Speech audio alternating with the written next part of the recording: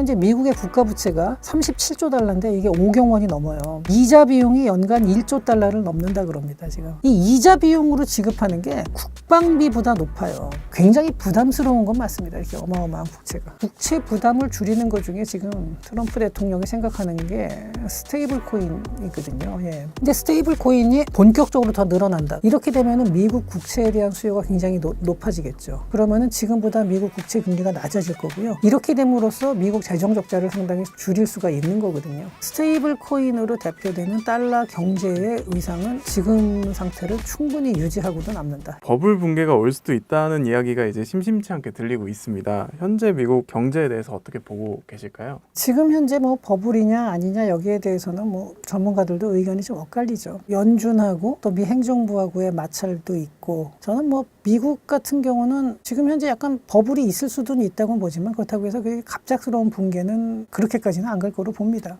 다만 굉장히 불안한 요소를 좀 가지고는 있어요. 그러니까 제가 그렇게 안 보는 이유는 기본적으로 경제의 체력이 강해요. 기업의 성과도 좋고 여러 가지 면에서 이게 조금 부풀려진 면도 있고, 지금 현재 그 매그니피센트 세븐의 그 주가가 과연 정상적인 거냐, 뭐 거기에 대해서는 물론 조금 이거 좀 과한 거 아닌가 이런 생각이 들 수는 있지만, 저는 그렇다 하더라도 기본 체력, 경제의 체력이 강하기 때문에 급속한 붕괴 같은 경우는 없을 거라고는 봅니다. 근데 가장 큰 불안 요인은 역시 부채예요, 미국도. 이게 전 세계가 다 그런데 이렇게 부채가 지금 전 세계적으로 다 문제가 된 게 2008년 이 금융위기 때 전 세계적으로, 그러니까 서유럽뿐만이 아니라 뭐 미국뿐만이 아니라 서유럽이나 뭐 다른 나라들도 이때 부채가 많이 올라갔어요. 근데 이때 올라간 거는 뭐 그래도 어느 그냥 적당한 선이었는데 코로나 때 또 어마어마하게 올라갔습니다. 지금 현재 인플레이션이 전 세계적으로 심하고 부동산 가격이 올라간 것도 사실은 이때 풀어놓은 돈이 아직 다 회수가 안 된 거라고 저는 보고 있거든요. 지금 현재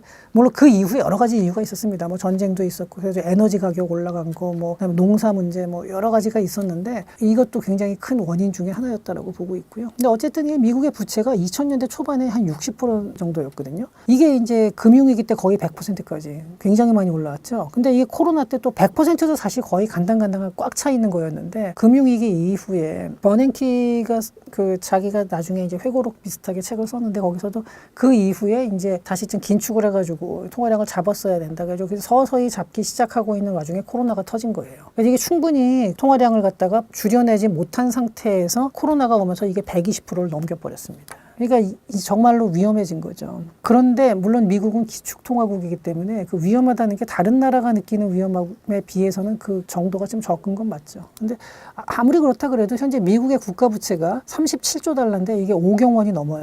이자 비용이 연간 1조 달러를 넘는다 그럽니다, 지금. 근데 이자 비용이 이게 이제 하루에 뭐 거의 4조 원 가까이 되는 거고, 상상이 하루에, 그러니까 하루 지나고 나면 4조 원씩 내는 건데, 이제 이게 미국 경제가 워낙 크니까 뭐 그나마 버티고, 경제 성장률이 좋을 때는 GDP도 같이 그만큼 올라가니까 이게 오히려 뭐 그렇다 하더라도 충분히 감당할 수 있는데, 지금 또 그렇게 성장률이 높지는 않거든요. 근데 이 이자 비용으로 지급하는 게 국방비보다 높아요. 옛날에 보면 왜 미국 보고 천조국 그러는 게 국방비가 1000조가 넘는다는 거잖아요. 지금 1조 달러, 연간 이자 비용이 1조 달러니까 1000조가 훨씬 넘는 거죠. 이제 다른 의미의 천조국이 된 거죠. 근데 뭐 미국은 기축통화국이니까 파산의 위험은 없지 않냐 그러는데, 뭐 물론 그렇기는 합니다. 하지만 세금을 걷어서 이자 비용으로다가 그렇게 많이 지급을 한다는 건요, 정부에서 뭐 써야 되는 게 여러 가지가 있을 수 있거든요. 뭐 국방비도 있고 기업에 대한 보조금도 있고 뭐 여러 가지, 뭐 그다음에 뭐 사회보장에 대해서 쓰는 것도 있고 교육에 대한 것도 있고 여러 가지가 있는데, 그 중에서 상당 부분은 세금을 걷어가지고, 그 세금을 걷는 과정에서 결국은 사람들의 민간에서 돈을 걷어들이는 거니까 내수를 갖다가 일부를 희생하는 거잖아요. 근데 그래가지고 그걸 이자 비용으로 갚는다? 그러면은 그 이자 비용으로 갚아도 그 이자 받는 사람들이 뭐 쓰면 되는 거 아니냐 그러는데, 왔다 갔다 하는 행정 비용 플러스 외국으로 빠져나가는 이자 비용 이런 거 다 계산하고 나면은 상당 부분의 그 자기네들의 경제에 비효율을 갖다가 안고 가야 되는 거죠. 그러니까 이런 부분에서 미국도 부채에 신경을 안 쓸 수가 없는 거고요. 그러다 보니까 이제 트럼프 대통령도 여기에 대해서, 이게 이자가 5경 원이 넘으니까 이게 국가 부채가, 만약에 이자가 1%만 올라간다 그래도 이게 얼마입니까? 5경 원이면 1년에 막 500조씩, 우리나라 국가 예산이 뭐 600조 좀 넘는데 이 어마어마한 돈을 갖다가 1%만 왔다 갔다 해도 이게 변화가 있는 거예요. 그러니까 계속 금리 낮춰라 하는 게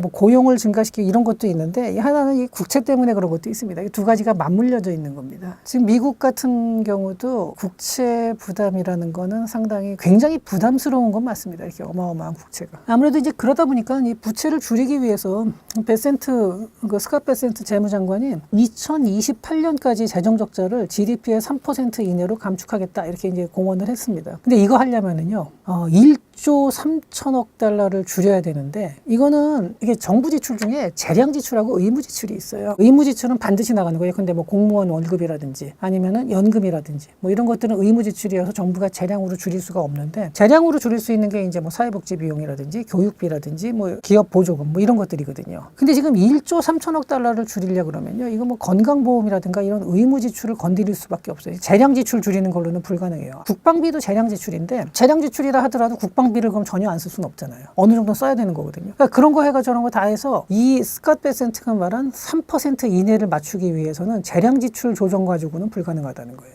잘못하면 공무원 월급 깎일 수도 있습니다. 이렇게 되면. 근데 뭐 미국 공무원 월급 깎이는 건 저하고는 아무 상관없는 거긴 한데 그 정도로 이제 미국의 재정이 이렇게 압박이 심하다는 겁니다. 금리 인하를 했는데 이게 좀 불안한 유동성 장세다 뭐 이런 이야기도 좀 나오고 있습니다. 금리 인하로 인한 경기 영향은 어떻게 보고 계신가요? 지금 트럼프 대통령은 금리 인하 지금 한 것도 너무 늦었다 뭐 이런 얘기하고 겨우 그것만 하냐. 이게 그 얘기를 하는 거는 앞으로 더 이제 낮추라는 거죠. 남은 기간 동안에. 글쎄요, 뭐 더 늦었는지 아니. 그러니까 양쪽 입장이 다 일리가 있습니다. 지금 파월 의장 입장에서 봤을 때는 과연 지금 인플레이션이 잡힌 건가? 이게 있죠. 그러니까 연준은 항상 보면은 인플레이션을 먼저 이제 보게 되거든요. 과거에 보면 지금 뭐 버냉키 의장 때도 그랬고 뭐 그린스폰 때도 그랬고 연준은 보면은 항상 통화 정책만 신경 썼었어요. 그리고 뭐 다른 나라 해외 문제나 이런 것까지는 신경을 안 쓰다가 2008년도에 금융위기가 벌어지면서 다른 나라 국제 관계라든가 이런 것도 신경을 쓰고 이러면서 그동안 안 썼던 양적 완화를 갖다가 파격적으로 했었죠. 2008년도에. 근데 그렇게 하고 그 이후에 이제 그 버냉키 의장이 자기가 다시 긴축으로 돌아서고 이제 어느 정도 안정이 된 다음에 통화를 흡수하려다가 그 과정에서 이게 충분히 되지 않은 상태에서 코로나가 터졌다 이런 식으로 어떻게 보면 좀 자기 변명을 했죠. 이렇게 했는데 지금 현재 그 금리를 갖다가 저렇게 이제 낮춘다 그러면은 여전히 그 인플레이션의 위협이 있습니다. 저렇게 됐을 때 잘못하면 이건 스태그플레이션으로 가는 거거든요. 이거를 막기 위해서 연준하고 지금 미 행정부하고 팽팽하게 줄다리기를 하고 있는 거라고 보면 됩니다. 근데 국채 부담을 줄이는 것 중에 지금 트럼프 대통령이 생각하는 게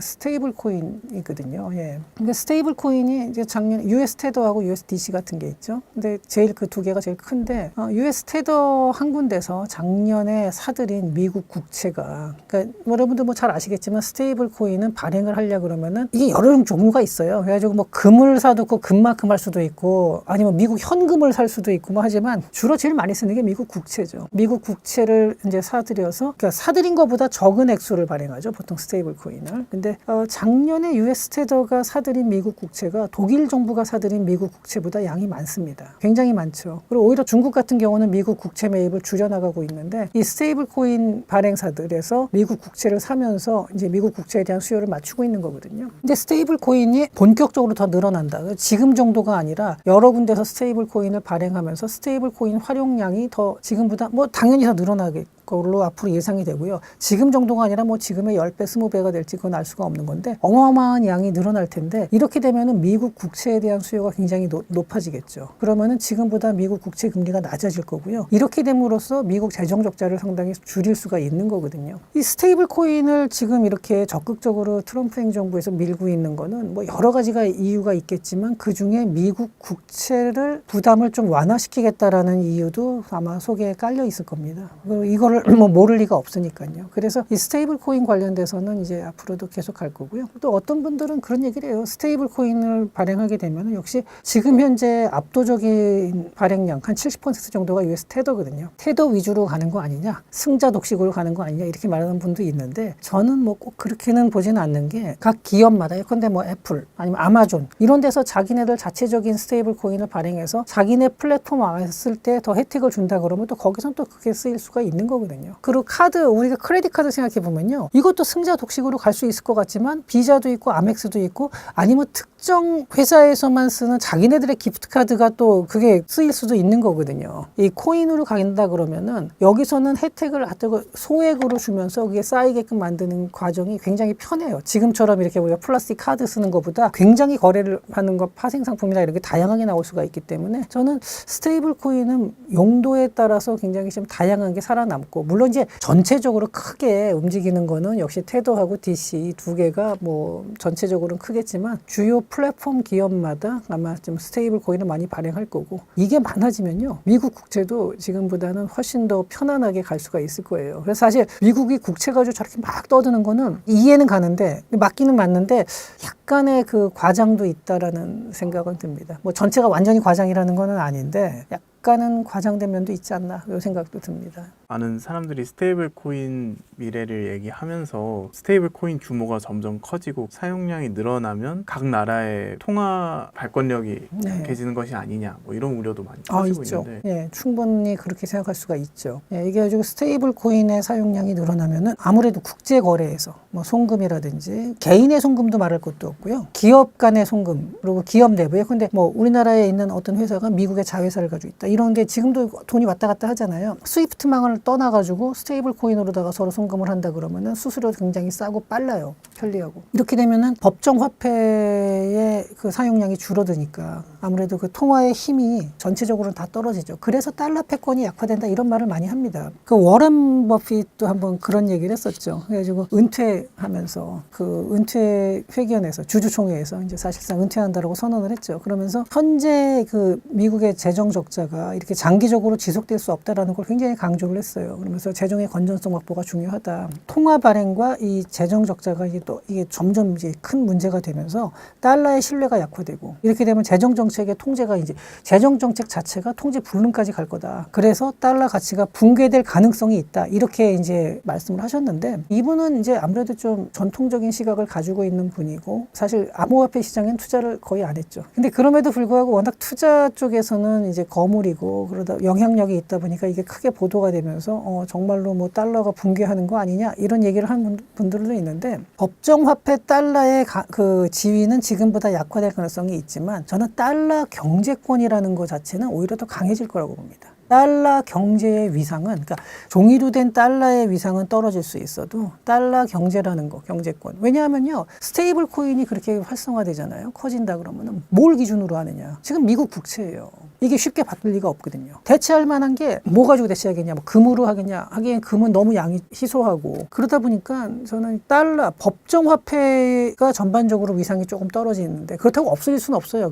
우리가 일상생활을 하는 데 있어서 법정 화폐가 사라질 가능성은 저는 전혀 없다라고 생각을 하고요. 다만 스테이블 코인으로 대표되는 달러 경제의 위상은 지금 상태를 충분히 유지하고도 남는다, 이렇게 생각을 합니다. 뭐 워낙 스테이블 코인 얘기를 하는데 거기에 대해서 뭐 현실성이 없는 얘기다, 이런 얘기를 하는 분들도 있죠. 근데 그거는 뭐 제가 장담은 못하겠지만 그래도 뭐 틈새 시장에서는 쓰일 수 있는 게, 예컨대 뭐 문화산업이라든지 아니면은 삼성전자 같은 경우는 갤럭시를 가지고 있는데, 그 갤럭시 안에서 작동하는 여러 가지 서비스라든지 여기서의 일어나는 뭐 여러 가지 거래 같은 거에 있어서 일부는 원화 스테이블 코인을 사용할 수 있을 그 여지도 있다고 봅니다. 그래서 저는 원화 스테이블 코인에 대해서 저도 이렇게 아주 긍정적으로 보지는 않지만, 그렇다고 해서 아예 쓰임새가 없는 정도까지는 아니라고 보고, 틈새 시장에서는 조금 그래도 쓰일 수 있는 여지는 있다. 근데 다만 원화 스테이블 코인을 위해서 뭐 다른 거를 너무 크게 희생하는 거는 저는 좀, 그러니까 너무 큰 기대를 하지는 않고 어느 틈새 시장 정도를 목표로 설정을 해서 그런 부분을 잘 찾아봤으면 좋겠습니다. 시진핑 권력이 흔들린다, 뭐 이런 소식도 들리고, 중국의 청년 실업 문제, 지방 재정 위기 등 중국 내 여러 경제 위기 시그널이 포착되고 있는데요. 현재 중국 경제 어떻게 보고 계신가요? 지금 뭐 중국이 증시라든지 금융시장 쪽에서는 그렇게 썩 나빠 보이지는 않거든요, 사실. 근데 그게 증시라는 거는 사실 부양을 하려면 일시적인 부양은 충분히 가능해요. 작년에 중국에서 경기 부양책으로 쏟아부은 돈이 뭐 수백조거든요. 세 차례에 걸쳐서 어마어마한 돈을 쏟아부었죠. 그래서 지금도 이제 증시는 뭐 그렇게 썩 나쁘지는 않은데, 있는데 전반적인 그 실물 경제는 굉장히 어려운 걸로 보입니다. 지금 뭐 실업률도 어마어마하게 높고 청년 실업률이 지금 발표된 거로는 2025년 7월 기준으로 17.8%라고 했는데 이게 전월에 14.5%에서 크게 올라간 거고, 근데 이것조차도 믿는 사람이 거의 없어요. 왜냐하면은 2023년 6월에 중국의 청년 실업률이 21.3%였습니다. 이게 사상 최고치였는데 이때 이것조차도 그때 중국 내부에서도, 그러니까 베이징 대학교에 있는 장단당 교수라는 분이 이거 탕핑족을 빼고 계산한 거다. 그러니까 탕핑족을 자발적 실업이라 그래서 아예 뺐어요. 나머지만 가지고 계산했을 때 실업률이 이렇게 나온 거예요. 탕핑족을 집어넣고 이걸 실업자라고 해서 집어넣고 계산하잖아요.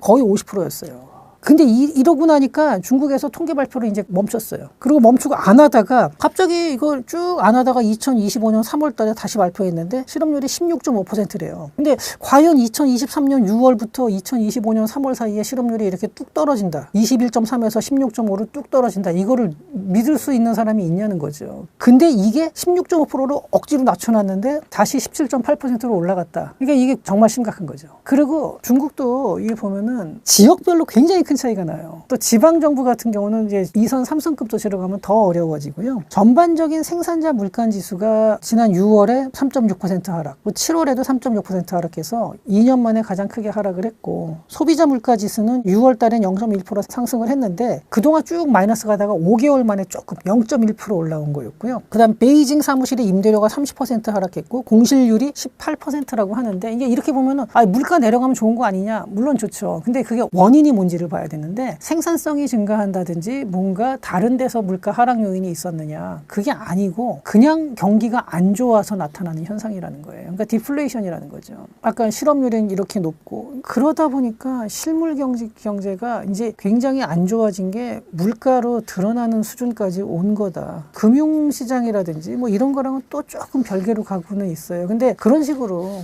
돈 풀어서 단기적으로 증시 부양하는 거는, 이거는 장기적으로 보면 오히려 더 거품만 쌓이는 것일 가능성이 많습니다. 중국 지방정부의 부채 폭탄이 또 큰 문제로 이야기가 되고 있는데요. 이것의 원인이 또 무엇인지 궁금합니다. 이번에 헝다가 파산을 했는데 그 헝다의 파산이라는 것이 과연 이제 한 기업의 몰락을 의미하는 거냐? 그게 아니라 그거보다는 이제 중국 부동산의 성장 신화가 완전히 이제 무너졌다라는 거거든요. 2025년 3월 달에 블랙락이 사실 중국 부동산에 많이 투자를 했었는데, 블랙락이 중국에 보유하고 있던 마지막 부동산을 이제 팔고 나갔어요. 그것도 정상적으로 팔았냐? 그게 아니라 매입가에서 34%의 손실을 보고 손절을 하고 나갔습니다. 그러니까 이건 중국 부동산 경기가 이제 단기간에는 회복이 안 된다, 이렇게 본 거죠. 그리고 이제 지난해 중국에서 외국 자본들이 이제 신규 부동산 사는 거 있잖아요. 이게 매입 규모가 59억 달러니까 굉장히 커 보이는데, 근데 이게 이제 2014년 이후 최저치고, 더 문제는 뭐냐면은 매각한 부동산은 69억 달러예요. 그러니까 순매각이라는 거죠. 10억 달러만큼이 빠져나갔다는 거예요, 외국에서. 그만큼 중국 부동산을 안 좋게 보고 있는 거고요. 대도시 사무실의 공실률이 올해 20% 이상을 기록할 걸로 예상이 되고, 주요 대도시의 이제 임대료는 한 10%씩 하락한다, 이렇게 나오고 있습니다. 중국 내 신규 주택 착공 건수도 작년 대비 30%가 감소를 했고, 신규 주택 가격이 21개월 연속 하락세인데요. 어떤 사람들은 그런 얘기를 해요. 아닌데 거기 가봤더니 중국 활발하던데 부동산 여전히 비싸던데 하는데, 그게 지역별 편차가 워낙 커서 그래요, 중국은. 그리고 일선 도시급은 그나마 잘 버틴다는데 그 정도입니다. 그러니까 아까 베이징 얘기했을 때도 베이징에서도 이 핵심적인 상가들 있잖아요. 가장 활발한 데들은 안 떨어지죠. 그건 전 세계 어디나 다 핵심적인 데는 그렇습니다. 그런데 이게 2선, 3선급 도시로 가면은 점점 더 안 좋아지고요. 지방정부의 부동산 문제는 어떻게 보시면 되냐면요. 이 지방정부가 원래 부동산 개발 사업을 못하게 돼 있어요, 법으로. 그래서 편법으로 만든 게 LGFB, Local Government Financial Vehicle. 그래서 그거를 설립을 한 다음에 지방정부가 이 LGFB라 그 회사에다가 보증을 서줘요. 은행에서 여기다 돈을 빌려주죠. 그리고 이 LGFB가 투자를 해요. 그러니까 사실 LGFB는 지방정부의 재정으로 운영되는 거라고 보면 돼요. 그래서 인프라 건설이라든지 지방 부동산 개발을 한단 말이죠. 그러면은 부동산 경기가 좋을 때는 여기서 수익이 많이 나면요, 이 LGFB에서 빌린 돈 다 갚고도 남죠. 이게 지방정부의 아주 굉장히 좋은 수익이 거리였는데 부동산 경기가 하락하기 시작하면서 이 적자가 눈덩이처럼 커진 거죠. 그러니까 이자 비용을 도저히 감당을 못하는 거예요. 그래서 이게 숨겨진 부채인데 이게 제대로 파악이 안 되고 있어요. 그리고 중국의 부채 비율이 상당히 뭐 자기네들은 참 자신 있게 얘기를 해요. 선진국에 비해서 굉장히 낮은 편이다. 한 60%밖에 안 된다. 이렇게 얘기를 하는데 이 지방 정부의 부채가 숨겨진 부채를 다 합치면은 이게 지금 추정하는 데마다 다 달라요. 이거는 뭐 정확하게 추정하면 안 되는데 미니멈 100% 그러니까 지방 정부 부채를 다 포함했을 때 많이 보는 데는 120%까지 보고 있습니다. 근데 이게 선진국 같은 경우는 가다가 쭉 올라간 거고 이게 눈에 보이는 건데 중국은 이게 완전히 숨겨진 거고 어디서 어떻게 터질지 모르는 상태에서 120%. 더군다나 소득도 낮은 상태고. 이런 거를 봤을 때 뭐 상당히 어려운데 근데 중국도 정부 입장은 뭐 자신 있게 말해요. 얼마 전에 그 중국의 재정부장 그러니까 우리식으로 하면 재무부 장관 같은 식인데 이 장관이 9월 초예요. 9월 초에 나와서 중국 정부 부채가 지방 정부의 숨겨진 부채를 다 합쳐도 이거 얼마 안 된다. 그래가지고 자기네는 68.7%밖에 안 된다. 다 합쳤을 때. 그래서 이 정도는 이 정도 위험은 우리가 충분히 통제 가능하다라고 얘기를 했지만 과연 외부에서 정말로 그렇게 믿을 사람은 많지 않다는 거죠. 중국 경제에 대한 한국 영향은 어느 정도인지도 좀 궁금합니다. 한동안은 우리하고 가장 교역량이 많은 게 중국이었죠. 지금은 뭐 미국하고 왔다 갔다 하고 있는데 여전히 뭐 중국하고 우리나라랑 관계가 많죠. 그래가지고 우리나라에서도 보면요. 중국 친중하고 반중이 이게 나눠가지고 굉장히 또 대립이 강해요. 그래서 뭐 중국 망한다 그러고 와 그러고 좋아하는 사람도 있고 아니라고 막 중국이 앞으로 미국을 따라잡는다 막 이렇게 말하는 사람들도 있는데 저는 둘 다 보면서 그렇게 생각하면 안 되고 중국이 망하는 게 우리한테 좋을 리가 없잖아요. 다만 이제 우리하고 경쟁하는 품목이 많다 보니까 그런 부분에서 중국의 성장이 어떤 분야별로는 이런 부분은 좀 중국이 못했으면 좋겠는데 하고 바라는 거는 있을 수 있어도 지금 유럽 경제가 안 좋은 게 아까 제가 근본적으로는 무슨 뭐 디지털 전환의 문제 그리고 또 신성장 동력이 안 나온다는 것도 있는데 사실 중국 경제 위축도 굉장히 커요. 유럽도 중국하고의 교역이 많거든요. 근데 중국 경제가 안 좋으니까 중국으로의 수출길이 자꾸 막히는 거죠. 줄어드는 거죠. 그래서 중국 경제의 영향이 굉장히 큰데 이게 이제 미중 갈등으로 인해서 더군다나 더 어려워지는 게 과거에는 우리나라가 뭐 해외에서 뭐 물건을 사오든 공장을 해외에 세우든 뭐 자원을 가져와서 가공을 하든 이런 것들이 가장 효율적으로 이제 제일 싸게 운영할 수 있고 가장 안정적인 걸로 다 이렇게 만들었었는데 이제는 이 공급망이 잘라지는 거예요. 미국 쪽하고 중국 쪽이. 근데 이게 또 장기화될 거거든요. 절대 단기간 내에 끝날 게 아닌 문제고. 그러다 보니까 우리나라 입장에서도 이러한 정세가 우리나라처럼 대외 무역 의존도가 높은 나라한테는 상당히 그 위험 요소가 되죠. 미국하고 중국하고 관세 협상을 하고 뭐 어떻게 되냐 뭐 이런 얘기를 하는데 단순히 관세 협상이 아닙니다. 이건 하나의 체제 경쟁이거든요. 제 생각이라기보다도 저도 미국 측의 입장, 특히 라이트하이저가 쓴 자유무역이라는 환상이라는 책이 있는데 라이트하이저가 누구냐면은 트럼프 1기 시절에 무역 대표부를 했던 사람이고 지금 미국의 무역 대표부가 제이미슨 그리어인데 그리어가 라이트하이저의 비서였습니다. 라이트하이저는 나이가 많으니까 이번에 입각은 안 했는데 그 그리어는 비서였을 뿐만이 아니라 라이트하이저의 생각을 그대로 이어받아서 그걸 그대로 하는 사람이어서 그 책을 보면은 대충 거기에 나왔던 거 그러니까 트럼프가 2기 집권하기 전에 나온 책인데 거기에 써있던 게 그대로 나와요. 지금 하고 있는 정책이. 그러니까 이게 라이트하이저의 생각이 지금 현재 트럼프 정부의 그 입장인 거고 근데 이제 먼저 미국 입장을 설명을 이게 제가 동의한다 안 한다랑은 완전히 배제하고요. 저는 그냥 설명만 하는 겁니다. 라이트하이저의 입장을 제가 아주 짤막하게 말씀을 드릴게요. 자유무역이라 그래서 WTO 체제가 만들어졌다. 근데 WTO 체제에 중국이 가입해가지고 본격적으로 WTO 안에 편입돼서 무역을 활발하게 시작한 거는 2000년대 초반으로 봐야 되거든요. 그러니까 지난 20년 동안 중국이 들어왔고 중국이 와서 미국 주도하에 자유무역 체제 하에서 상당히 많은 이익을 얻었지만 중국이 그 이후에 성장을 하면서 그 성장한 것만큼 강대국이 된 것만큼의 그런 책임을 지고 있느냐. 중국은 절대로 공정한 무역을 하지 않는다. 미국은 완전히 가드를 내리고 관세를 거의 안 받고 있지만 중국은 굉장히 불공정한 무역을 하면서 산업 스파이 활동도 많이 하고 심지어는 국가 차원의 산업 스파이 기관까지 전 세계에 두고 있다. 그게 뭐냐? 공자학원 같은 거다. 공자학원 같은 거는 사회에 침투하는 거고요. 기업 같은 경우도 이제 사례를 몇 가지를 들었어요. 그중에 가장 기억에 남는 게 웨스팅하우스가 중국에 갔다가 실패하고 나오면서 기술은 다 뺏기고 나왔거든요. 원전 관련된 기술을. 뭐 이런 것들인데 중국이 산업 스파이 활동을 하는지 안 하는지는 여러분들이 이거는 이제 여러분들이 지금 판단해 주시고요. 라이트하이저는 그렇게 믿고 있습니다. 그러다 보니까 정확히 어떤 표현을 쓰냐면요. 중국은 독립전쟁 이후 직면한 가장 큰 지정학적 지역적 위험이다 이렇게 느끼고 있어요. 그러니까 단순하게 중국하고의 어떤 경제 문제 뭐 돈 왔다 갔다 하는 게 아니라 중국이 체제 경쟁으로 미국에 덤비고 있다 이렇게 보고 있는 거죠. 기술 패권 경쟁을 통해서 미국하고 지금 그러니까 소련이 무너진 이후 과거에 냉전이 끝난 다음에 지난 한 20, 30년 정도가 거의 태평성대였다는 거죠. 우리는 태평성대라고 느끼지 않을 수도 있지만 정말 국지적인 전쟁 외에 팍스 아메리카나라는 걸 만들었죠, 미국이. 근데 그 안에서 미국 입장은 그거예요. 자기네가 그렇게 만들어주고 해외 어디 가나 수송로 같은 거 미국이 다 지켜주고 있고 해적 나오면 다 잡아주고 있고 한데 왜 다른 나라들은 불공정 무역을 했다는 거예요. EU도 상당한 불공정 무역을 했다. 비관세 장벽 많이 만들고. 지금 관세 저렇게 나오는 거는요. 라이트하이저가 그 책에 보면 왜 그렇게 쟤네들이 왜 그러는구나라는 거는 거기에 보면 미국의 입장이 나옵니다. 그러니까 미국의 제조업 경쟁력이 떨어진 거는 무역을 하겠다고 미국 관세를 낮춰주고 정말로 수입을 자유롭게 받아줬는데 다른 나라들은 그렇게 하지 않고 다양한 비관세 장벽을 가지고 있다라는 거예요. 근데 중국은 아예 대놓고 관세도 가지고 있을 뿐만 아니라 산업 스파이 활동도 많이 했다. 이게 미국의 입장입니다. 그러면서 중국이 미국의 기술을 탈취해서 기술 패권 경쟁이 이제 들어온다는 거죠. 이 부분은 이제 미국의 입장이고요. 그럼 중국은 어떻게 보느냐? 요새 뭐 피크 차이나론도 나오고 중국이 뭐 미국 견제로 힘들어지는 거 아니냐 그러는데 여기에 대해서 미국에서도 바이든 대통령 시절에 국가안보회의에서 그 아시아 선임 국장을 했던 분이 있어요. 메데이로스 교수라고 지금 조지타운 대학교 교수님인데 그분이 이제 바이든 대통령 시절에 국가안보회의에서 아시아 선임 국장, 그 중국 담당을 했던 분인데 이제 이분이 중국 지도부들에 대한 생각을 했는데 물론 이분 혼자서 이분의 개인적인 견해라고 치부할 수도 있겠지만 꼭 그렇지만은 않은 게 그 당시 미국 행정부에서 느꼈던 중국 지도부가 이렇게 생각하고 있다라고 파악한 것들에 대해서 한번 그 정치 전문지에다가 기고를 한 적이 있거든요. 근데 그 내용을 보면요. 피크 차이나에 대해서 중국 지도부는 어떻게 생각하냐면은 그건 잘못 보고 있는 거다. 피크 차이나 아니다. 이렇게 보는 거예요. 왜냐하면요. 사람들이 자꾸 경제만 가지고 얘기를 하는데 중국 지도부는 경제는 하나의 부서일 뿐이에요. 중국에서 봤을 때. 경제하고 그 못지않은 게 외교 안보예요. 경제적인 걸 먼저 보자 그러면은 중국 경제가 과거에 성장을 하는 과정에서 중국을 뒷받침했던 그 크게 세 가지 동력이 뭐였냐. 하나 가공무역, 그다음에 부동산, 인프라 건설이었다는 거죠. 이걸로는 안 된다. 체질 개선을 해야 된다. 그래서 어떤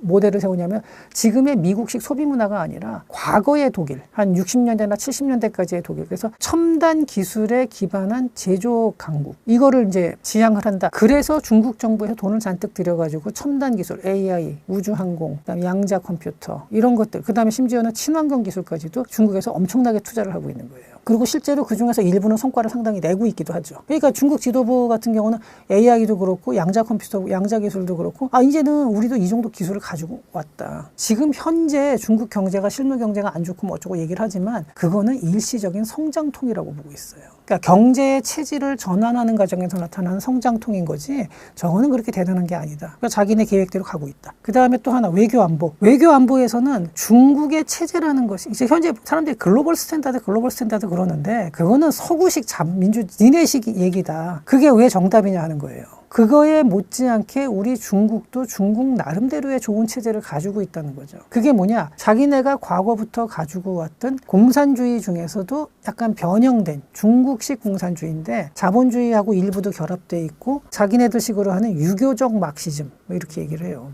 막스와 뭐 공장가 뭐 제목 그래가지고 다큐멘터리도 만들어서 그때 2부작으로 CCTV에서 방영도 하고 그랬었는데 막시즘이라는 게 유교 공자의 사상과 상당히 일맥상통하는 부분이 있다. 거기서 나오는 게 뭐냐면 공동부유라든지 거기서 나오는 거거든요. 그렇다고 해서 공자도 상업활동을 아예 전면 부인한 사람은 아니잖아요. 그러니까 공자의 제자 중에 뭐 자공 같은 사람은 엄청난 상인으로 엄청난 부를 이뤘던 사람이고 뭐 이런 것처럼 중국은 중국식 자본주의를 이끌어 나간다. 근데 그거는 서구식 타락한 자본주의가 아니라 정말로 첨단 기술에 기반한 제조업 강국이 되는 거다. 그렇게 보고 있고요. 외교 안보에서는 자기네 체제가 아까 그렇다는 거예요. 그러한 경제를 바탕으로 한 체제인데 이 체제가 전 세계적으로 퍼져나가는 것을 보고 있으면은 서서히 확장돼 나가고 있다. 지금은 굉장히 퍼져나갔다. 그래서 근데 그거를 갖다 이루기 위한 방법이 뭐냐? 가장 직접적인 건 1대1로 사업입니다. 1대1로 사업이 손해난다는 건 중국도 잘 알아요. 자기네들도 피해가 커요. 하지만 절대 손을 놓을 수가 없는 게 자기네 체제를 갖다가 다른 나라에 이식하는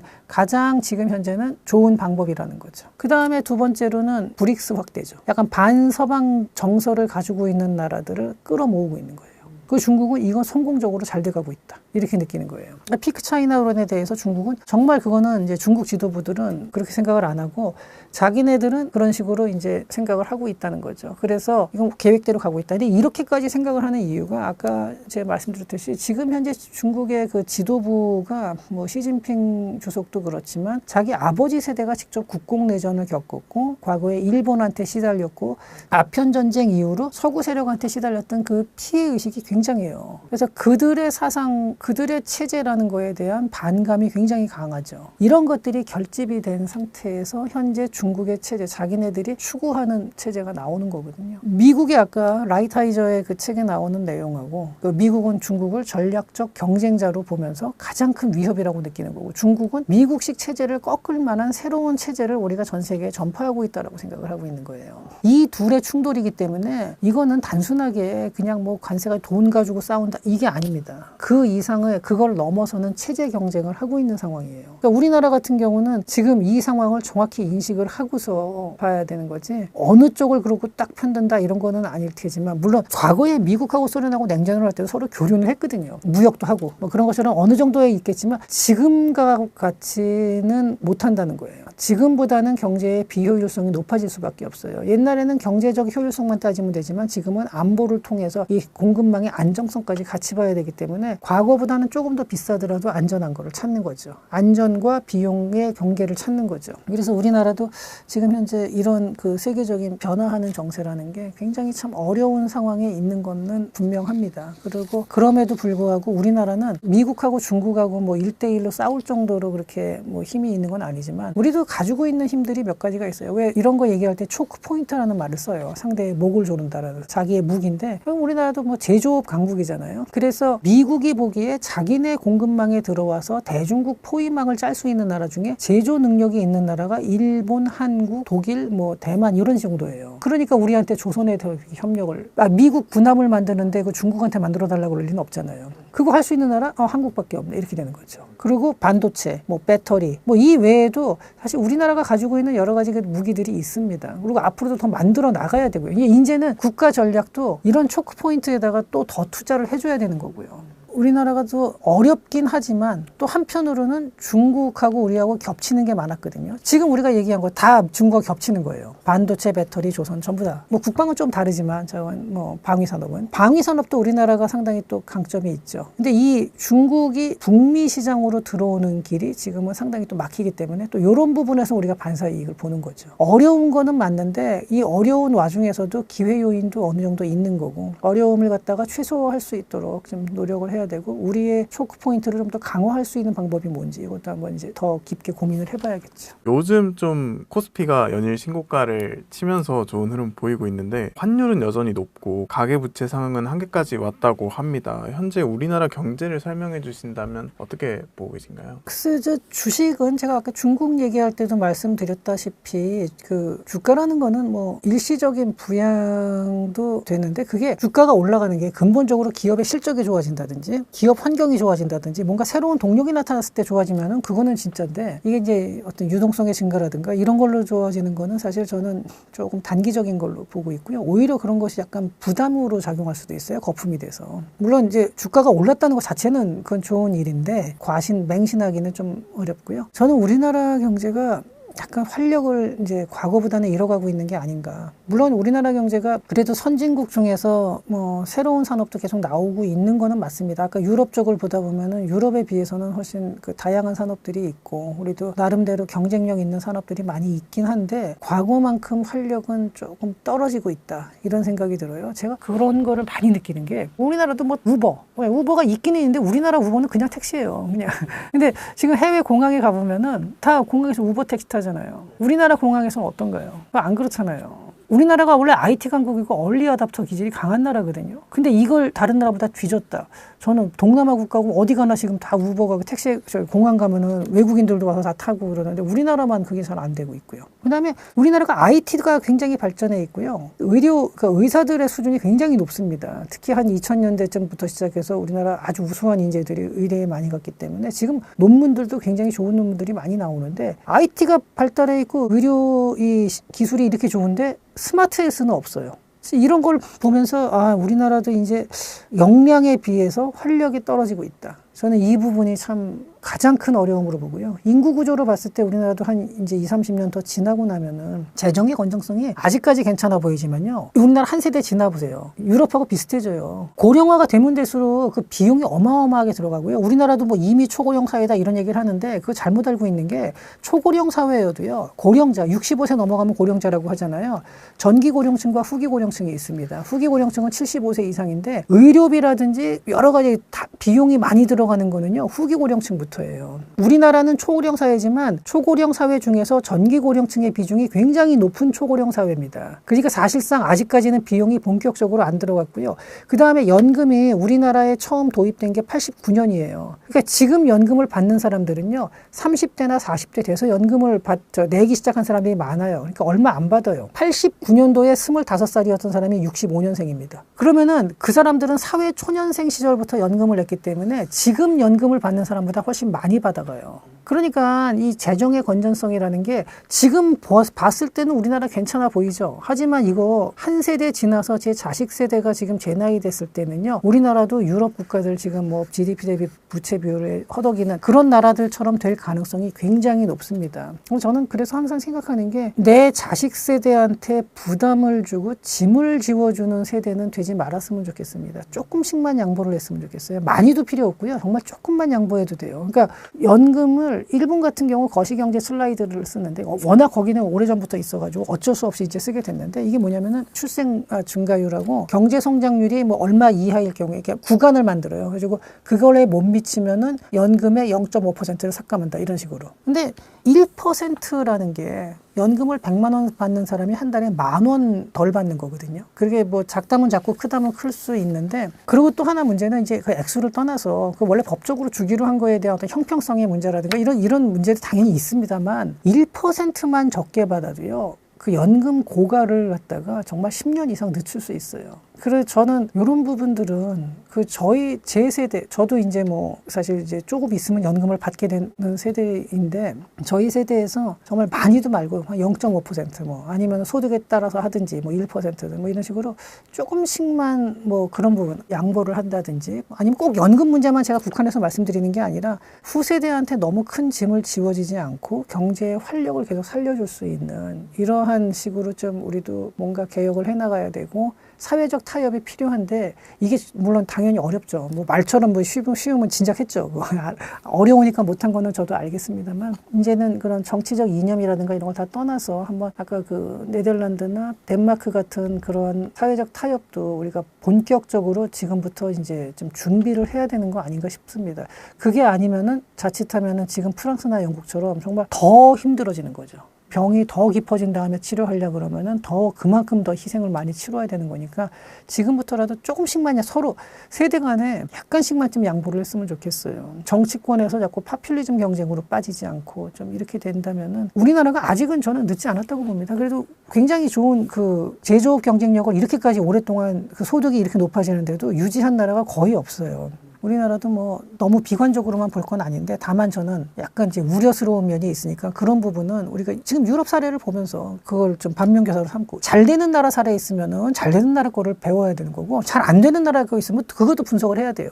그러니까 양쪽을 다 분석을 하면서 우리도 조금 더 좋은 길을 찾아갔으면 합니다. 우리나라의 경쟁력이 계속 이어가려면 어떤 거를 좀 중요하게 봐야 하는지도 한 말씀 해주시고 마무리하면 좋을 것 같습니다. 그래도 이 정도 소득이 되는 나라, 그러니까 규모도 이렇게 큰 나라에서 인구가 막 5천만이 넘는 나라에서 제조업 경쟁력을 이렇게까지 갖추고 있는 나라가 정말 찾아보기 힘들거든요. 몇 나라 안 됩니다, 진짜 이게. 독일, 일본, 우리나라 정도인데 독일도 요새 보면은 뭐 상당히 경쟁력이 떨어졌고요. 그다음에 일본은 여전히 상당 부분의 경쟁력을 가지고 있지만 또 새로운 분야에서는 약간 우리보다 오히려 IT나 이런 부분에서는 조금 뒤처진 면이 있고. 우리나라 정도면은 굉장히 그 경쟁력이 있는 나라고 그런 면에서 봤을 때 우리가 너무 비관할 필요는 없지만 다만 지금 기업 활력, 기업 환경에 대해서는 조금 생각을 해봐야 될 것 같은 게 과거보다 기업의 활력이 조금 떨어지는 것 같고 기업하기 좋은 환경인지 한번 과거에 비해서 이런 것도 한번 생각을 해봐야 될 것 같고요. 그 다음에 다양한 규제들, 여러 가지 규제들을 어떻게 이제 우리가 필요하니까 있는 겁니다. 대부분의 규제는 다 필요하니까 있는 건데 그렇다 하더라도 뭐 데이터 활용이라든지 앞으로 보면은 이제 점점 또 그런 식으로 이제 부가가치가 데이터라든지 이런 쪽에서 많이 나오는데 너무 규제만 하는 것이 옳은 건지 우리나라 규제가 굉장히 까다롭습니다. 여러분들이 잘 잘 모르시는 분들도 많던데 우리나라의 데이터 활용 규제는 정말 세계적으로 가장 까다로운 수준에 해당하거든요. 근데 유럽이 굉장히 까다롭다고 하는데 유럽은 원래 자기네 기업이 없어요. 그래서 약간 의도적으로 약간 자기네 국내 산업 보호하려고 하는 그런 측면도 있는데 우리나라는 그래도 자체적인 포털을 가지고 있는 나라거든요. 이거 정말 드뭅니다. 네, 자체 포털, 네이버 다음 같은 포털을 가지고 있는 나라 찾아보기 힘들 정도고 이 정도로 IT가 발전한 나라에서 너무 규제 중심으로 가는 거는 저는 한번 뭐 다양한 각도에서 좀 생각이 필요하지 않을까 생각이 듭니다. 그래서 전체적으로 현재 있는 뭐 여러 가지 규제라든가 보호해야 되는 여러 가지도 있지만 그리고 또 기득권 간의 어떤 이해 집단 간의 충돌 이런 것들이 다 들여다보면은 다 가보면은 나름대로의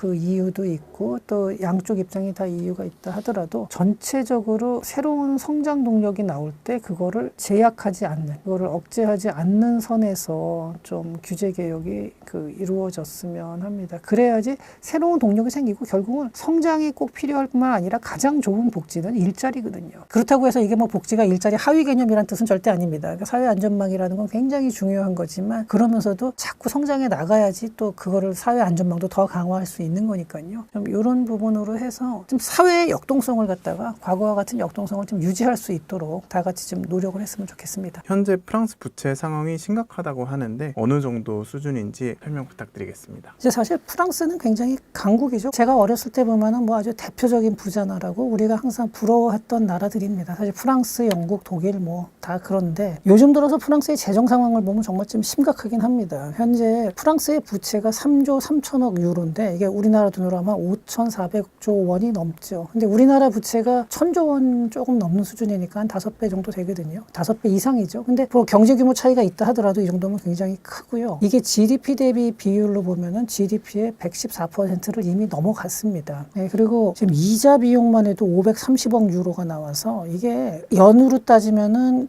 한 8조 7천억 원이 되고 하루에 뭐 원화로 계산해서도 뭐 수백억씩 이렇게 이제 나가고 있는 상황입니다. 그래서 굉장히 어려운 상황이고 프랑스의 국채 금리가 작년에 이제 그 총선에서 범여권이 졌죠. 지고 난 다음에 선거를 하기 전에 한 3% 초반대였다가 이게 선거 끝나고 난 다음에 3.5%까지 올라갔어요. 이 어느 정도냐면은 그리스가 3.44%거든요. 그러니까 이미 그리스보다도 국채 금리가 높다는 거죠. 물론 그렇다고 해서 프랑스의 대외 신인도가 정말로 뭐 그리스보다 못하냐 뭐 그렇게 말하기는 어렵다 하더라도 적어도 이만큼 프랑스의 재정에 대해서 외부의 평가도 안 좋다는 거죠. 그리고 이게 유럽에서 보면 흔히 독일 국채하고 스프레드를 보는데 그러니까 독일 국채하고 그 금리 차이죠. 지금 현재 0.8%까지 벌어져 있는 상황입니다. 그래서 프랑스에 대해서 외부에서도 상당히 부정적으로 보고 있어요. 근데 여기서 더 문제가 뭐냐면은 재정을 줄여야 되는데 줄이기는 지금 쉽지 않고 줄이는 것에 대해서는 국민들의 반발이 많은데 늘어날 거는 확실해요. 뭐냐면 국방비죠. 예, 지금 현재 그 러시아 전쟁 이후에 유럽에 있는 국가들이 전부 다 국방비를 올리겠다고 했거든요. 영국도 지금 현재 GDP 대비 국방비 지출이 2.3%인데 이걸 27년까지 2.5%로 0.2% 증가시키기로 하고 35년까지는 3%까지 올리겠다 이렇게 얘기를 하고 있고요. 프랑스는 지난해 2.1%였습니다.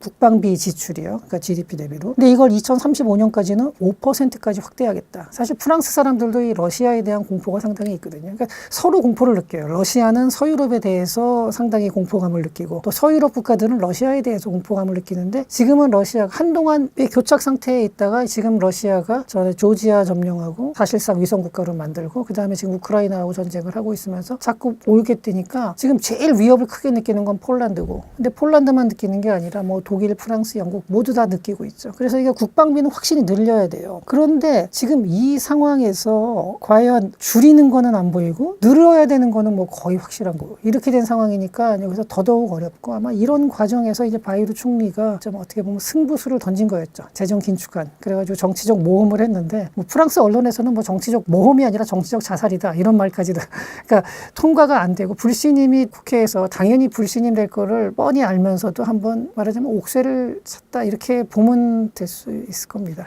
프랑스 경제가 많이 지금 위험한 상황이다라고 말씀 주셨는데 이렇게 지금 경제 문제가 발생하게 되는 원인들이 있다면 좀 어떤 것들이 있을까요? 여러 가지가 있는데 이제 기본적으로 뭐 이게 재정 같은 경우 기본적으로 걷는 돈보다는 쓰는 돈이 많았다 이거거든요. 근데 이제 그 원인이 어디에 있었냐 보면은 경제 자체가 어떤 체질적으로 그동안 좀 전환을 못하고 특히 프랑스뿐만이 아니라 유럽이 전반적으로 그런데 디지털 전환에 실패했다는 얘기를 많이 하거든요. 2000년까지만 해도 미국하고 EU하고 경제 규모 차이가 그렇게 압도적으로 크지는 않았어요. 근데 2000년 이후에 점점 벌어지고 이제는 뭐 도저히 뭐 쫓아갈 수 없을 정도가 됐고요. 세계를 주도하는 기업들 보면 미국의 그 매그니피선트 세븐이라는 게 있잖아요. 여러 기업들이 있는데 그 7개 중에서 제일 올드한 느낌이 드는 게 마이크로소프트입니다. 그게 생긴 거는 뭐 70년대에 만들어졌다고는 하지만 실제로 이게 주도권을 잡으면서 정말로 미국의 시장 지배적인 위치에 올라온 거는 사실 90년대 후반입니다. 그래서 2000년대 들어오면서부터 90년대 후반에서 2000년대 초반 이렇게 되는데 근데 그것조차도 올드한 느낌이 들어요. 사실 알파벳, 메타 뭐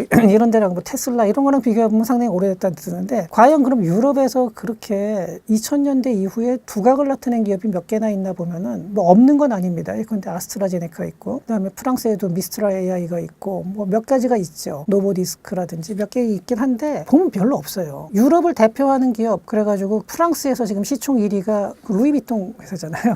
그 10위 안에 드는 것 중에 보면 뭐 샤넬이라든지 뭐 아니면 금융권도 있고 뭐 이렇긴 한데 독일 같은 경우 그러니까 기술력으로 확실히 앞서 있는데 좀 첨단이다 할 만한 것들 보면은 SAP 같은 경우도 소프트웨어 기업이긴 하지만 그거 상당히 오래됐죠. 굉장히 오래된 기업이고 그 다음에 벤스나 뭐 오프 같은 화학회사 뭐 이런 거 보면은요 이거 19세기에 만들어진 기업이고 심지어는 주력 품목조차 바뀌지 않았습니다. 네, 우리나라도 뭐 삼성, SK 굉장히 오래된 기업이지만 주력 품목이 바뀌었죠. 삼성은 처음에 제일제당 그래가지고 뭐 음식 만들 밀가루 수입하고 이러던 회사가 지금은 완전히 다른 쪽으로 탈바꿈한 거고요. SK도 처음에 예전에 보면 선경부터 시작해서 무역도 하고 그 다음에 선경 카세트 테이프 만든 거 아마 많이들 기억하실 거예요. 하지만 지금은 SK의 주력은 역시 하이닉스죠. 그러니까 이런 식으로 이게 많이 바뀌었는데 유럽은 별로 그게 이제 강하지가 않은 거예요. 그러니까 몇몇 기업들이 있긴 하지만 그게 그 유럽 경제권을 이끌고 나갈 수준이 안 되는 거죠. 그러다 보니까 이제 이런 면에서 경제는 점점 성장이 좀 둔화되고 실제로 상당히 많은 국가들이 성장은 둔화됐는데 복지비는 엄청나게 늘었어요. 뭐 이민자 문제도 있겠지만 이민자가 아니더라도 각 정당 간의 파퓰리즘 경쟁이 심하고 이러면서 복지비는 계속 늘어가요. 그러니까 이러다 보니까 이런 식으로 이제 전반적으로 좀 어려움에 처했고 활력도 떨어지고 있는 것이 아닌가. 그러면서 또 유럽이 과거부터도 그랬는데 지금 규제가 강합니다. 뭐 자기 개인의 권리 뭐 이런 거 하면서 좀 규제도 강하고 해서 신산업이 들어오기에 조금 어려운 구조기도 합니다. 규제 문제라는 게 어떻게 보면 디지털 전환 실패하고도 조금 맞물리는 면이 있습니다. 그 뭐 100%는 아니지만 약간 그거 같이 섞여 있죠. 많은 프랑스 국민들이 거리로 나와서 좀 시위를 하고 있습니다. 마크롱에 대한 민심이 곤두박질을 쳤다고 하는데 왜 그런 것인지도 좀 궁금합니다. 일단 마크롱 대통령이 처음에 이제 집권을 할 때 보면은 약간 중도 좌파 성향이었어요. 그거를 이제 묶어서 당선이 됐는데 그 지지 세력을 묶어서 근데 이 사람이 대통령이 된 이후의 행적을 보면은 오히려 약간은 그 중도 우파의 쪽으로 가 있어요. 그래서 대표적으로 뭐 감세, 법인세도 깎아주고 부동산 외의 자산들을 과세 대상에서 제외해서 분리해서 하게 되니까 누진세 구간에서 많이 줄어들고 또 누진세 자체도 많이 개편을 하고 이러면서 흔히들 프랑스에서는 이걸 갖다가 뭐 이제 부자 감세안이라고 얘기를 하거든요. 뭐 이런 식으로 했고 그거 외에 법인세를 33%에서 25%로 또 단계적으로 내렸고요. 뭐 이렇게 하다 보니까 이게 이제 사람들이 상당히 그거에 대한 불만이 있는데 그러면서 다른 복지를 갖다가 줄이지는 못한 거예요. 그러니까 지금 현재 재정위기의 원인이 마크롱의 감세 때문이다 이렇게 이제 주장하는 쪽이 있고 이게 이제 프랑스의 좌파 연합 쪽에서 얘기하는 거고 또 이제 흔히 뭐 극우라고 얘기하는 또 우익 집단이 있죠.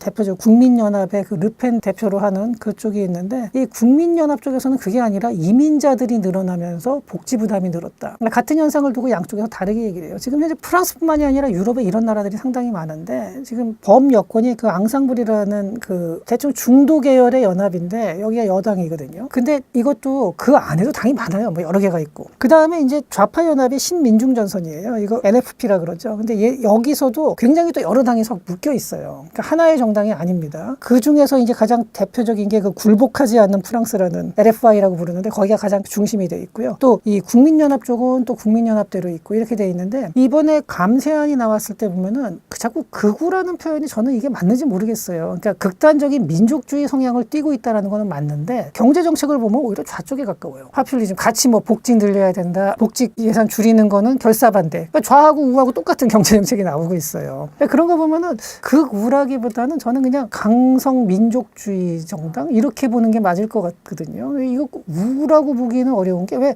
보통 흔히 우파 그러면 약간 시장 자유주의에 가깝잖아요. 절대 아닙니다. 여기 국민연합은 그거하고는 전혀 관련이 없는데 이제 약간 용어를 그렇게 쓰고 있죠. 그래서 저도 뭐 극우라는 표현을 앞으로 여기서 쓰겠습니다만 어쨌든 이렇게 갈려져 있잖아요. 세 개의 큰 틀로 갈려져 있다 그러면은 어느 한쪽이든지 상대방 표를 조금만 뽑아오면 자기네가 일당이 돼요. 집권을 할 수가 있는 거죠. 그러니까 파퓰리즘으로 계속 가는데 막상 집권을 하고 나면은 거기가 인기를 얻어서 마크롱 대통령도 처음에 집권할 때도 상당히 신선하고 인기 있는 사람이었거든요. 최연소 뭐 대통령이고 뭐 이러는데 이 사람도 되고 났더니 그렇게 운영을 도저히 못해요. 그러다 보니까 어떻게든 기업 활력을 주기 위해서 뭐 부자 감세를 한 이유도 부자들이 자꾸 떠나는 거예요. 해외로. 그러니까 그걸 막기 위해서 여러 가지 세제 개편도 하고 이랬는데 그렇게 하면은 옆에서 보고 있는 사람들이 야 저건 잘못된 거야. 그러면서 나는 가난한 사람한테 복지를 더 줄 거야. 이런 식으로 나오면요. 그 표가 조금만 흔들려도 걔네가 또 이제 역전을 하는 거죠. 그러니까 이 구도가 이런 파퓰리즘 경쟁이 계속 가는 거예요. 근데 이게 프랑스만 그러냐 하면 그게 아니라 지금 유럽에 있는 여러 나라들이 같이 겪고 있는 뭐 이탈리아도 그렇고 독일도 약간 그런 성향이 나오고요. 이게 좀 이제 다 같이 가고 더군다나 이민자 문제가 끼면서 또 거기에 대해서 첨예하게 대립을 해요. 그러니까 프랑스 같은 나라도 어느 당이 집권을 해도 참 운영하기가 힘든 게 아까 좌파연합인 신민중정선이 됐다 그랬을 때요. 거기에 있는 사람이라고 그러면은 경제나 사회 문제에 있어서 전부 다 똑같냐? 그게 아니에요. 지금은 일시적으로 5월 농주처럼 뭉쳐 있는 것 뿐이에요. 집권을 해서 어떤 정치가 풀려 그러면요. 그 안에서도 또 반대 소리가 나오고 이렇게 되고요. 그러다 보니까 이게 참 운영이 어려운 상황이 된 겁니다. 너무 다양한 목소리가 섞여 있고 그것들이 이제 정책에 지금은 이게 반드시 나쁜 건 아닌 게 그렇게 하면 다양한 목소리가 반영이 될 수 있어서 좋은 면도 있는데 지금 프랑스는 그 좋은 면보다는 안 좋은 면이 훨씬 더 커진 상황이라고 보면 됩니다. 탄핵이 된다면 거론되는 후보가 좀 있을까요? 저는 뭐 탄핵까지 설마 갈까 지금 생각은 하는데 그래도 만약에 탄핵이 된다 그러면은 지금 현재 이제 두 명이 아무래도 제일 유력할 텐데요. 첫 번째는 아까 제가 말씀드린 그 신민중 전선 중에서 그걸 이끌고 있는 정당이 굴복하지 않는 프랑스. 뭐 우리나라 언론에서는 뭐 불복의 프랑스라고도 나오고 뭐 굴복하지 않는 프랑스. 약간 당 이름이 어렵죠. 여기에 그 장릭 멜라숑이라는 분이에요. 이분이 지금 나이가 70이 넘으셨는데 굉장히 그 강한 사회주의자입니다. 그래서 프랑스의 버니 샌더스라는 말을 들어요. 그러니까 젊은 층한테도 인기가 많거든요. 버니 샌더스도 나이가 상당히 많은데 젊은 층들 그 약간 좌파 성향을 가진 젊은 층들한테 인기가 많았죠. 그 다음에 이제 아주 그 전 세계적으로 유명한 르펜이라는 여성 지도자가 있는데 그 르펜이 지금 소송에 걸려 있어요. 보좌관들 그 임금을 갖다가 유럽에 있는 것 갖다 뭐 횡령하고 뭐 이래가지고 자기 다른 쪽으로 빼돌려서 주고 이랬다 그래가지고 지금 피선거권 박탈이 거의 확실한데 이 르펜의 후계자가 이게 바르델라라는 아주 굉장히 젊어요. 이제 30이 아마 아직 안 된 걸로 알고 있는데 16살 때부터 정당에 가입해가지고 23살 때 이미 유럽회 의회 의원으로 이제 있었던 분이에요. 아주 얼굴도 잘생기고 굉장히 그러니까 또 젊으니까 신선한 느낌을 주는데 성향은 뭐 르펜 못지않게 해가지고 강성입니다. 그리고 아주 강한 민족주의자 뭐 이런 식으로 돼 있어서 완전히 양극단에서 이제 또 두 명이 지금 경쟁을 하고 있는 구도고 또 바르델라 같은 경우도 얼마 전에 인터뷰를 했죠. 자기가 르펜이 못 나오면 자기가 나오겠다 이렇게 선언을 했습니다. 근데 지금 글쎄요 마크롱 대통령이 정말 탄핵이 될지 저는 뭐 그렇게까지는 안 가지 않을까. 그리고 그렇게까지 가는 건 너무 혼란이 가중되고 또 프랑스 같은 나라가 그래도 상당히 중요한 나라인데 유럽에서 이런 나라가 흔들리는 게 전 세계적으로도 좋을 수는 없죠. 그래서 그렇게 안 가기를 좀 바라고는 있는데 뭐 그렇다 하더라도 어쨌든 임기가 끝나면은 또 다른 선거를 하게 될 텐데 정말 이 프랑스가 이 정치적인 문제에서 헤어나오기가 지금 좀 어려운 구도가 돼 있습니다. 지금은 미국이랑 사이가 껄끄럽다라고 해야 될까요? 미국하고 프랑스는 원래 사이가 안 좋았어요. 그다지 이게 좋은 나라가 아니고요. 다만 이제 같은 자유민주주의 진영이기 때문에 항상 같은 스탠스를 취하죠. 하지만 세부적인 사안에 대해서는 상당히 서로 갈등이 좀 있고 특히 프랑스 사람들이 자존심이 굉장히 세요. 그래가지고 미국 문화 이런 거에 대해서도 프랑스 사람들은 약간은 그 깔보는 경향이 있는 과거에 그랬었죠. 그리고 미국 사람이라고 그걸 모를 리가 없죠. 그러면서 프랑스의 안보, 그러니까 프랑스뿐만 아니라 유럽, 나토의 안보를 미국이 책임져주고 있는 거거든요. 미국 입장에서 보면은 아니 안보는 우리한테 맡겨놓고 지들은 그거 가지고 복지를 쓰는데 봤더니 그 돈 가지고 썼는데도 불구하고 나라는 빵꾸 났어요. 그러면 그러면서 자존심만 세고 콧대 놓고 맨날 시위하면 불이나 지르고 요번에도 제가 그 프랑스 시위 장면들을 많이 봤는데 일단 프랑스는 시위하면 불부터 지르거든요. 이런 거는 어떤 국민 감정뿐인 거고요. 국제 외교에서는 또 국가 대 국가의 이익이 맞으면은 또 같이 이제 같은 스탠스를 취하게 됩니다. 그래서 프랑스도 과거의 미소 냉전 시절에도 소련에 대한 견제를 한다 그러면 당연히 같이 이제 같은 편이 되는 거고 또 무역을 한다 그럴 때도 당연히 프랑스도 미국하고 무역을 해야 되는 거고 그렇기 때문에 그렇게 이제 감정적인 그런 틀어짐하고 외교에서의 어떤 스탠스는 또 조금 다르게 나올 수도 있습니다. 브렉시트 이후의 영국 상황에 대해서도 좀 여쭤보고 싶은데요. 브렉시트가 어려운 얘기였죠. 당시에 벌써 뭐 10년도 지난 얘기인데 그 당시에 브렉시트 투표 국민 선거를 했을 때 과연 이게 통과될 리가 없다라는 게 그 당시 대부분의 사람들의 생각이었는데 이게 선거가 다가오면 다가올수록 이거 박빙인데 하더니 정말 박빙으로 브렉시트가 통과가 됐죠. 그 이후에 대해서 얼마 전에 제가 이제 최근에 그 좀 장기간으로 분석한 보고서를 하나 봤어요. 그 대외경제정책연구원이라고 저희 연구원은 아니고 이제 저희 연구원 이렇게 같은 건물에 있는 다른 연구원입니다. 그래가지고 주로 이제 해외 경제에 대해서 많이 연구하는 곳인데 그 브렉시트 이후에 영국이 얼마나 피해를 받는지 이게 조목조목 이렇게 그러니까 피해를 본 항목에 대해서 제가 보고서 내용을 다 자세히 설명드리는 건 의미가 없을 것 같고요. 크게 이제 핵심만 요약을 하자면 첫 번째 팬데믹 같은 그런 돌발 변수가 나왔을 때 유럽에 묶여 있는 그러니까 EU에 묶여 있는 나라보다 훨씬 더 큰 피해를 입는다. 그리고 실제로 코로나 때 더 많은 그때 실제로 경제 성장률이 떨어진 거 보면 EU에 있는 나라에 비해서 훨씬 더 큰 피해를 받습니다. 왜냐하면 그거는 EU가 무역이라든가 이런 거에 있어서 대외적인 변수가 생겼을 때 같은 경제권에 묶여 있으면 통관이라든가 이렇게 자유롭거든요. 서로 왔다 갔다 하는 거에 있어서도 국내에서의 이동하고 같은데 이게 역외로 벗어나는 순간에 그런 무역에서의 그 손해도 더 커지고 사람의 이동도 더 큰 타격을 보게 된다는 거예요. 그런 게 있었고 그 다음에 그 이후 회복도 굉장히 느렸다. 왜냐하면 서서히 회복되기 시작하면은 이제 그 영내에서 같은 나라 안에 있으면은 이게 사람들의 이동도 그렇고 무역도 그렇고 더 빠르게 움직이기 시작하는데 이거는 뭔가 협정을 맺어야 되고 국가 간에 뭔가 또 할 때마다 뭔가 절차를 한 번 더 갱신을 해야 되는 거기 때문에 회복이 느리고 그리고 세 번째로는 인플레이션이 높게 유지된다는 건데 이것도 마찬가지입니다. 이게 또 역외에 있기 때문에 통관 절차라든가 이게 늦어요. 근데 영국은 섬나라고 모든 걸 자급자족하는 섬나라라면 상관없는데 그럴 리가 없잖아요. 영국 같은 나라가 이렇게 복잡한 경제 구조를 가진 나라가 자급자족을 한다는 건 말이 안 되죠. 그러니까 인플레이션이 높을 수밖에 없고 그다음에 임금 상승 압력이 높다. 이것도 마찬가지입니다. 예전에 브렉시트 전에는 영국에 있을 때 보면요. 동유럽이나 이런 데 영내에 있는 사람들이 사람이 모자라는 시기에는 우르르 몰려왔다가 또 사람이 조금 이제 여유가 생긴다 그러면 또 다른 나라로 가고 이게 이동이 자유로웠는데 이게 떨어져 나가고 나니까 이거 자체도 굉장히 더디는 거예요. 한 텀씩 더 시간이 더 걸리고 또 이런 문제가 있고 그리고 대EU 수출입이 축소된 거 이건 당연한 거고요. 또 하나는 외국인 투자 증가세도 둔화됐다.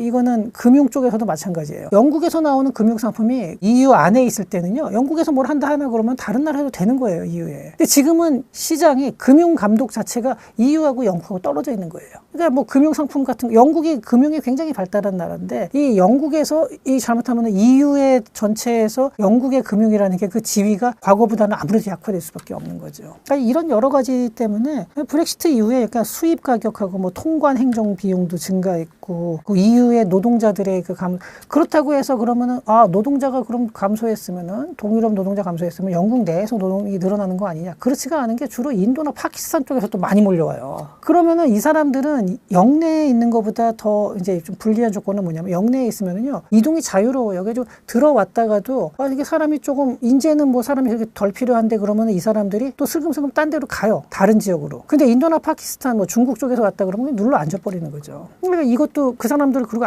눌러 앉으면은 여기에 대한 복지 비용도 같이 늘어나요. 그러니까 이런 문제도 있고요. 전반적으로 모든 게 효율성이 과거보다 못한 거죠. EU에 있을 때보다. 그러니까 영국 재무부 산하에 있는 그 예산 책임국에서 나온 보고서에 보면 그래요. 브렉시트로 인해 장기적으로 영국과 EU 사이의 무역량이 영국이 EU에 남아있을 때랑 비교해 보면 한 15% 감소한다. 이렇게 얘기를 하거든요. 이거는 이제 제가 얘기하는 게 아니라 영국의 그 재무부 산하에 있는 예산 책임국에서 발표한 자료에 이렇게 나왔습니다. 그리고 국내 총생산은 장기적으로 4% 줄어든다. 그러니까 뭐 1년에 4%는 아닌데 장기적으로 봤을 때 이게 4%. 근데 이게 굉장히 큰 게 뭐냐면요. 한 해에 뭐 2, 3%씩 쭉 성장한다 그러면은 2%씩 성장하면 2년치를 까먹는다는 건데 영국 보면 요새 성장률이 1% 이하거든요. EU권 전체적으로 그런데 프랑스도 그렇고 뭐 독일 같은 데는 한동안 마이너스도 여러 번 찍었었고 뭐 이런데 4%면은요. 몇 년치 GDP가 그냥 날아가는 거예요. 그러니까 성장하는 게. 이런 걸 보면은 브렉시트 이후로 영국이 상당히 어려워진 거는 안 그래도 지금 좋지 않은 상황인데 이게 어려움을 더 가중시켰다라는 거는 그만 분명해 보입니다.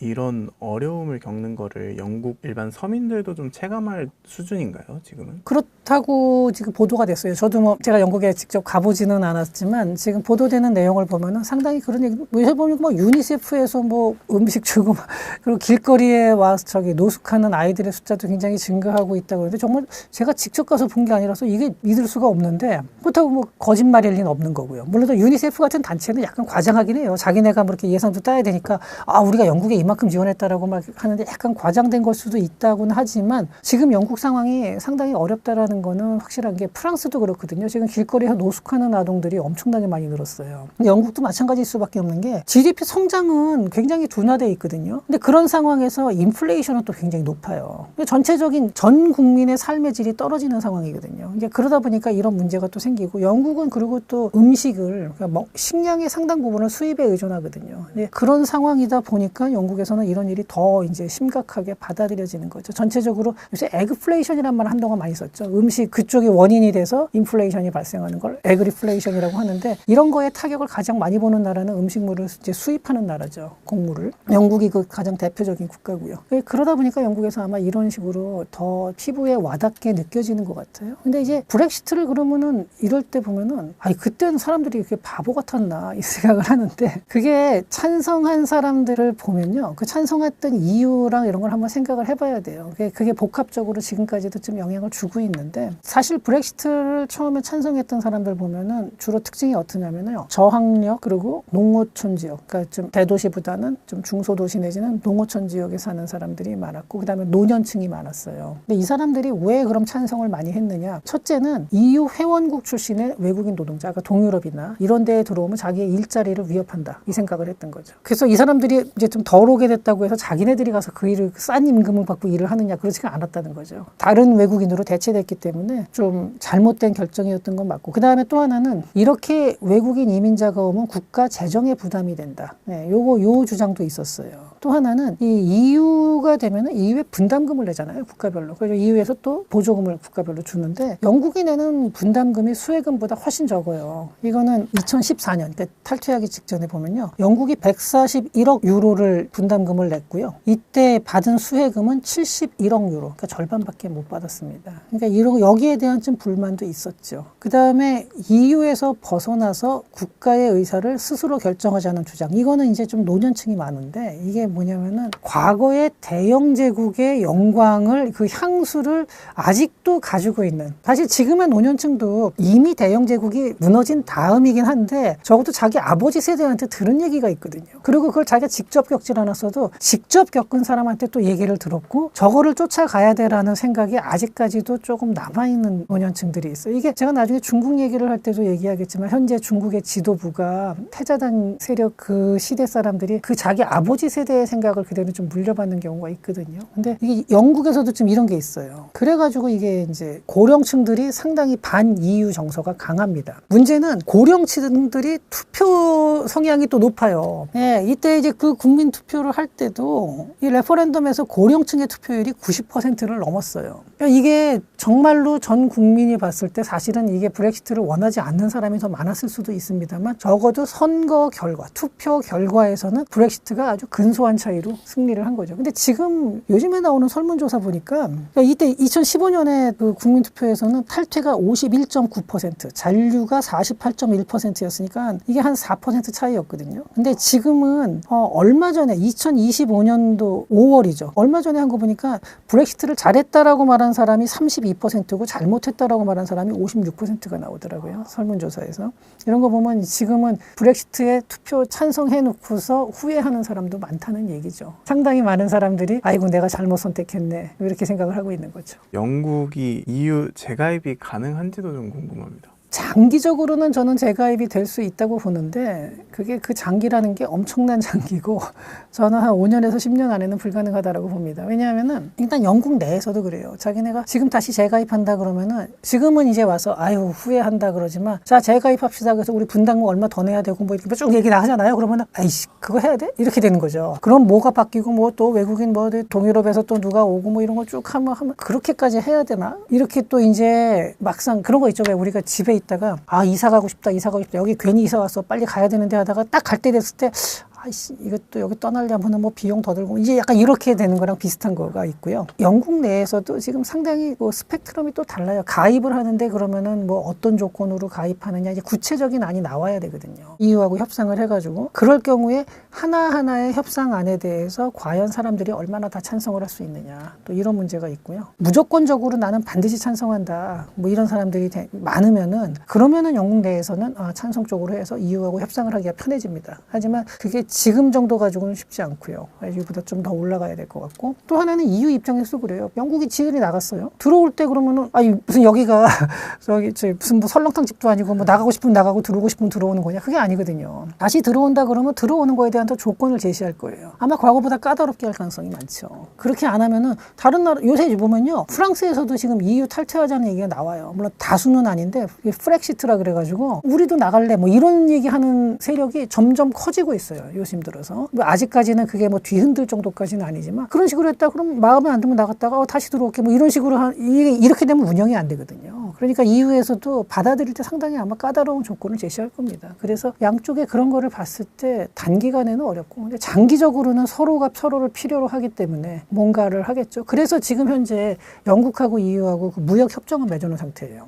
떨어져 나갔지만 다른 거는 많이 지금 이제 분할이 됐다 하더라도 그 직후에 이제 무역 협정을 맺어가지고 약간 거의 뭐 준회원급 정식으로 준회원이라는 말은 없지만 약간 준회원급 대우를 받고 있는 거는 지금 그게 상황입니다. 예. 앞으로 영국이 마주한 가장 큰 문제점들은 어떤 것들이 있는지도 설명 주시면 감사할 것 같습니다. 지금 현재 뭐 영국도 프랑스만큼은 아니지만 GDP 대비 부채 비율이 100%를 넘어갔거든요. 여기도 굉장히 빠른 속도로 부채가 많이 증가하고 있고 영국에서도 그 유럽이 전체적으로 겪는 어려움과 비슷해요. 신성장 동력이 안 나온다는 거예요. 그러니까 뭐 아스트라제네카 같은 기업도 있긴 하지만 영국의 시총식에 쭉 보면요. 1위부터 한 20위 쭉 보면 아스트라제네카 같은 새로운 기업도 있지만 뭐 역시 전통적인 거 1등이 그 HSBC거든요. 은행이고는 바클레이스 같은 기업도 상당히 높은 데 올라와 있고 전통적인 기업들로 많이 차 있어요. 물론 시가총액만 가지고 얘기할 수 있는 건 아니지만 스타트업 뭐 새로운 거 영국 거 뭐 떠오르는 거 혹시 기억 못 하시죠? 그다음에 제조업도 없는 건 아닙니다. 예컨대 롤스로이스에서 그 항공기 엔진이라든지 이런 거 보면 기술이 없는 나라는 아니죠. 당연히 선진국인데 영국도 상당히 뛰어난 나라인 거는 맞지만 뭔가 새로운 동력은 잘 안 보이는 상태에서 정치적으로도 지금 뭐 프랑스만큼은 아니지만 여기서도 파퓰리즘 경쟁이 좀 심해지고 있는 상황에서 이민자 문제를 둘러싼 사회적 갈등도 상당히 커지고 있고요. 거기다가 뭐 지금 이제 트럼프 대통령으로 대표되는 그 어떤 미국의 강성 보호무역주의자들 이런 식으로 인해서 그리고 미중 갈등이 격화되면서 생기는 공급망의 분절 뭐 이런 것들이 이건 영국만 겪는 건 아니고 다 같이 겪는 거지만 안 그래도 어려운 상황에서 더 어려움을 가중을 시키고 있습니다. 그래서 영국이 어떻게 해야 되느냐 솔직히 저도 그거는 잘 어떻게 뭐 말씀을 정확히 못 드리겠고 가장 원론적인 거 영국이건 프랑스건 독일이건 유럽이 전반적으로 다 안 좋지만 북유럽의 몇몇 국가들은 여전히 재정도 건전하면서 새로운 활력도 찾아나가고 있어요. 대표적으로 네덜란드 같은 경우 ASML 같은 기업이 나왔고 GDP 대비 부채 비율이 40%대입니다. 덴마크도 굉장히 낮아요. 40%가 채 안 되거든요. 근데 이런 나라들이 그리고 자꾸 혁신적인 기업이 나올 수 있고 건전한 재정을 유지할 수 있는 거는 여러 번 사회적 합의를 겪었어요. 그래서 사회적 합의를 통해서 좀 개혁을 하고 이런 과정들이 있었고요. 제가 덴마크 사례를 그래서 좀 몇 번 찾아봤거든요. 덴마크가 90년대에서 2000년대 넘어오면서 그 덴마크의 사회 개혁이 이제 사회적 합의죠. 이게 뭐냐면 플렉시큐리티 모델이라는 건데 노동시장의 플렉서빌리티는 굉장히 높이면서 사회 안전망은 강하게 유지한다. 쉽게 말하면요. 해고를 자유롭게 해주는 거예요.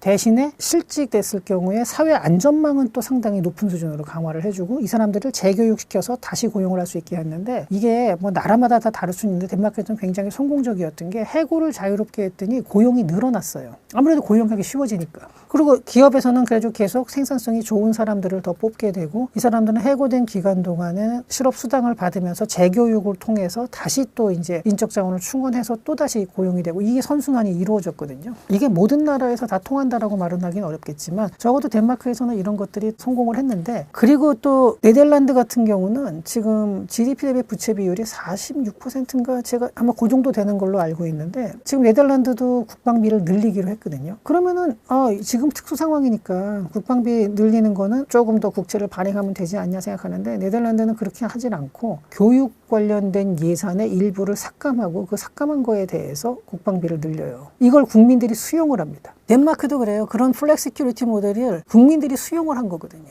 스웨덴도 마찬가지였고요. 스웨덴도 과거에 그 약간 사회주의식 그 복지 모델을 90년대 들어와서 이거 도저히 유지 안 된다 그러면서 개혁을 하는데 이게 사회적 타협이 돼요. 그러니까 이게 됐거든요.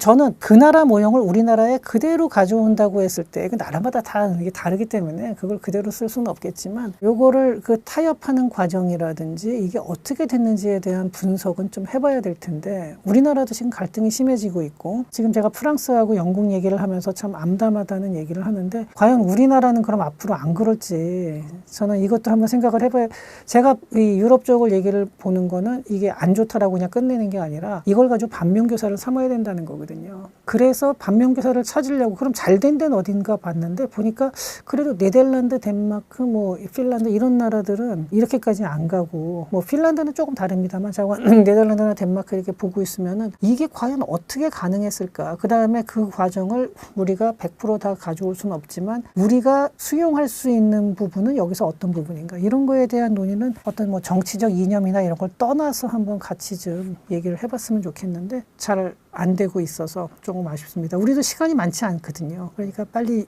이런 부분들 유럽의 상황을 보면서 우리가 거기서 그렇게 빠지지 않도록 뭔가를 좀 이제 준비를 해야겠죠. 저도 어떻게 가능한 건지 제가 아직까지 거기까지는 제가 뭐 검토를 못했고 그 지역 전문가라든지 좀 이런 분들이 좀 나서서 국민들의 의식이나 이런 게 어떻게 바뀌었는지 이게 또 역사적인 배경도 있고 여러 가지가 있습니다. 네덜란드도 과거에 그 네덜란드 병이 치유되는 과정, 그 어려운 과정을 겪고 있었는데 이제 그런 것들을 갖다가 한번 좀 더 자세하게 좀 분석을 앞으로 해봐야 될 것 같습니다.